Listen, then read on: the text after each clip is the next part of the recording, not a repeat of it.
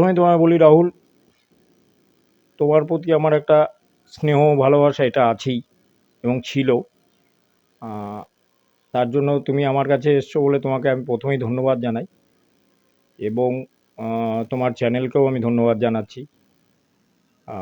দ্বিতীয় কথা হলো যে রাজনীতির পরিস্থিতি এখন যেখানে দাঁড়িয়ে আছে, দুটো জায়গায় ভাগ হয়ে গেছে।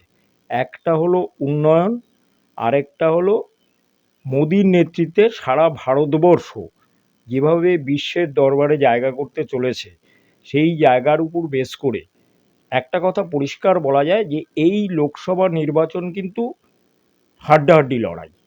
মানে কখনোই তুমি বলতে পারবে না যে এ সুইপ করে গেছে বা ও সুইপ করে গেছে। বিশেষত পশ্চিমবঙ্গের ক্ষেত্রে, একদম বিশেষত পশ্চিমবঙ্গের ক্ষেত্রে এটা একটা হাড্ডাহাড্ডি লড়াই।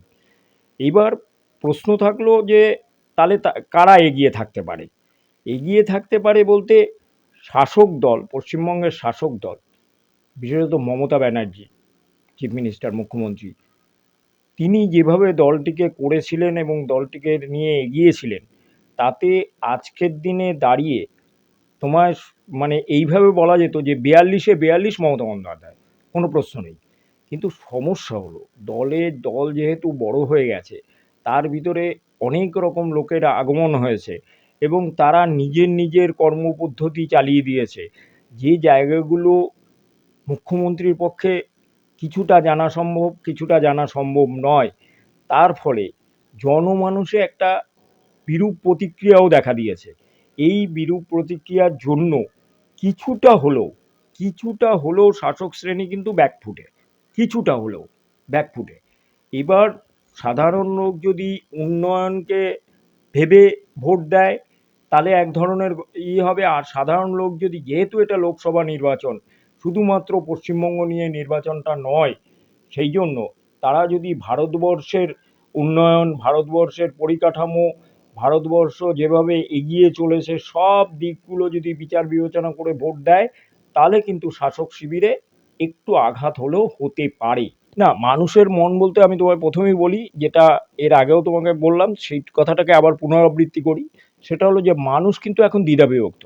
কেন দ্বিধাবিভক্ত তোমাকে বলি, যে বিগত বছরগুলো মমতা বন্দ্যোপাধ্যায় আসার পরে মানুষের মধ্যে একটা স্বতঃস্ফূর্ত একটা ইচ্ছে ছিল এবং আবেদন ছিল এবং তার ফলপ্রসূ হিসাবে তারা দেখতে চেয়েছিল যে একটা নতুন জগৎ।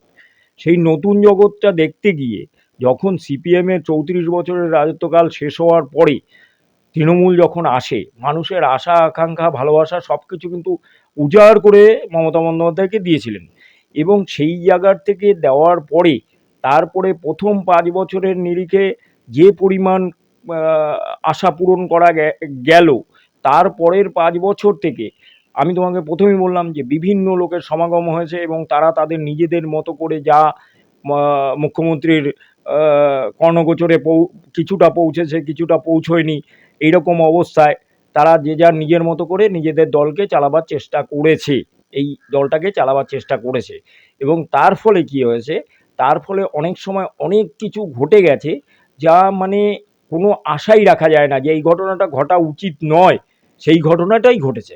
দেখো, এটা একদম তুমি যে প্রশ্নটা করেছো, এটার প্রশ্নটার উত্তর একদম সরাসরি যদি দেওয়া যায় তাহলে বলতে হবে ইভিএম এর প্রভাব পড়বেই, পড়বেই, এর ভিতরে কোনো বিকল্প নেই। তার কারণ হলো আমরা দেখেছি, লক্ষ্য করে বিগত দিনে আমরা যে জিনিসটা দেখেছি সেটা হলো নন্দীগ্রাম সিঙ্গুর যখন হয়, তার কিন্তু ইভিএমে প্রভাব পড়েছিল বলেই সিপিএম চলে গেছিল এবং বামফ্রন্ট সরকার চলে যাওয়ার পরে তৃণমূল সরকার এসছে। তো এই ক্ষেত্রেও কে কি বলল, নাটক কি কি কি না, এগুলো নিয়ে তরজার ভিতরে না গিয়ে যে কোনো একটা ঘটনা ঘটেছে, এটা তোমাকে মানতেই হবে। এটা, এর ভিতরে কোনো বিকল্প রাস্তা নেই, বিকল্প কোনো ভাবনা নেই, বিকল্প কথা নেই। এবার এই ক্ষেত্রে এই যে প্রভাবটা পড়েছে এবং এই প্রভাবটা কিন্তু আগামী দিনে নির্বাচনে পড়বেই, পড়বেই, অল্প হলেও পড়বে, বেশি হলেও পড়বে।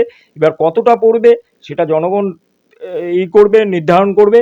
তবে আমার মনে হয় শিক্ষিত সমাজ, যাদেরকে আমরা বলি শিক্ষিত সমাজ, তারা কিন্তু একরকম চুপ হয়ে গেছে। চুপ হয়ে যাওয়া মানে তুমি দেখবে কোনো কালবৈশাখী বা কোনো ঝড় আসার আগে পুরো জায়গাটা না একদম নিস্তব্ধ হয়ে যায়। এই নিস্তব্ধতা কিন্তু একটা বিরাট বড় ঝড় এই নিস্তব্ধতার ঝড় যে কোন দিকে আছড়ে পড়বে এখনো বলা যায় না।